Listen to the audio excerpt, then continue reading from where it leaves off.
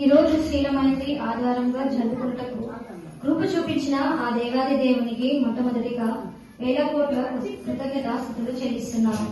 ఈ అవకాశం ఇచ్చిన అయ్యగారికి, కమిటీ వారికి మా హృదయపూర్వక వందనాలు.